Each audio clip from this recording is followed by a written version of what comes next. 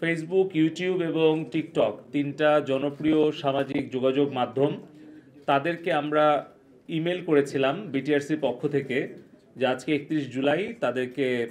লিখিত মৌখিকভাবে আমাদের জবাব দেওয়ার জন্য যে বাংলাদেশের সংবিধান, বাংলাদেশের আইন এবং তাদের যে নিজস্ব কমিউনিটি স্ট্যান্ডার্ড সেটাকে তারা মেনে বাংলাদেশের সাইবার স্পেসে তারা কি তাদের কার্যক্রম পরিচালনা করতে চায়, নাকি তারা এগুলোকে অমান্য করে ভঙ্গ করে তারা এটা পরিচালনা করতে চায়। তো সেইটার জবাব প্রথমে টিকটক দিয়েছিল এবং আজকে টিকটকের প্রতিনিধি শারীরিকভাবে উপস্থিত হয়ে মৌখিকভাবে সেটার ব্যাখ্যা দিয়েছে এবং তারা আমাদেরকে আশ্বস্ত স্বাভাবিককরণের জন্য, আইন শৃঙ্খলা রক্ষা করার জন্য এবং বাংলাদেশের নাগরিকদের জীবন রক্ষা এবং নিরাপত্তা নিশ্চিত করা এবং সরকার এবং রাষ্ট্রের সম্পত্তি রক্ষার জন্য তারা সহযোগিতা করেছে এবং আগামী দিনেও করবে। ফেসবুক গতকালকে রাত্রে আমাদেরকে ইমেইলে রিপ্লাই দিয়েছে এবং তারা আশ্বস্ত করেছে এবং আজকে তারা ভার্চুয়াল মাধ্যমে তারা আমাদের সাথে বৈঠক করেছে প্রায় 1 ঘন্টার ওপরে এবং তাদের গ্লোবাল লিগ্যাল টিম এবং তাদের যে আঞ্চলিক প্রধান তারা সকলেই সেখানে উপস্থিত ছিল। আমরাও আমাদের লিগ্যাল টিম এবং বিটিআরসি পুরো টিম আমরা আমাদের উপস্থাপনা তুলে ধরেছি এবং তার প্রেক্ষিতে তারা তাদের যেই সহযোগিতা সেটি আশ্বস্ত করেছেন। কিন্তু আমরা ফেসবুকের যেই সহযোগিতা, বিশেষ করে 16, 17 এবং 18 তারিখ যখন আসলে মূলত সহিংসতা পুরো বাংলাদেশে ছড়িয়ে যায়, সেই সময়ে তাদের যেই সহযোগিতা তাতে আমরা আমাদের অসন্তুষ্টি প্রকাশ করেছি এবং ভবিষ্যতে তারা আশ্বস্ত করেছে যে তারা এই যে আমাদের প্রাণহানি হয়েছে, সম্পদের ক্ষতি হয়েছে, তার কারণে তারা দুঃখ প্রকাশ করেছে এবং আগামী দিনে আরও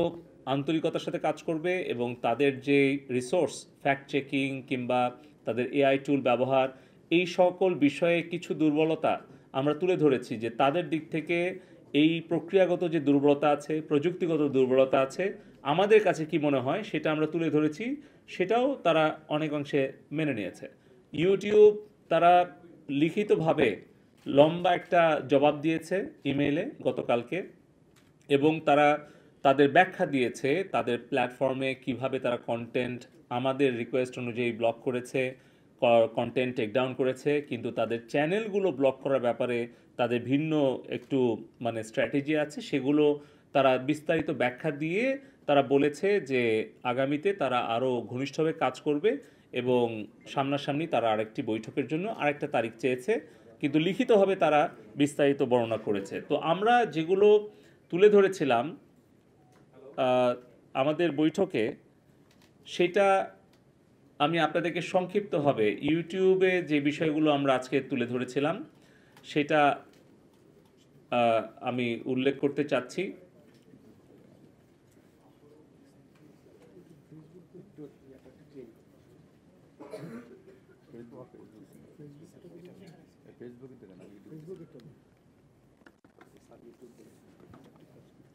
তো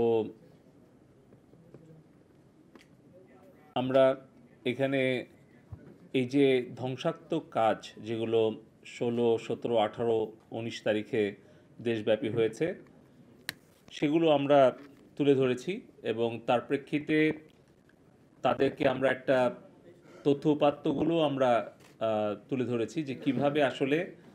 এই যে কন্টেন্টগুলোকে ছড়িয়ে দেওয়া হয়েছে এবং অর্থ খরচ করে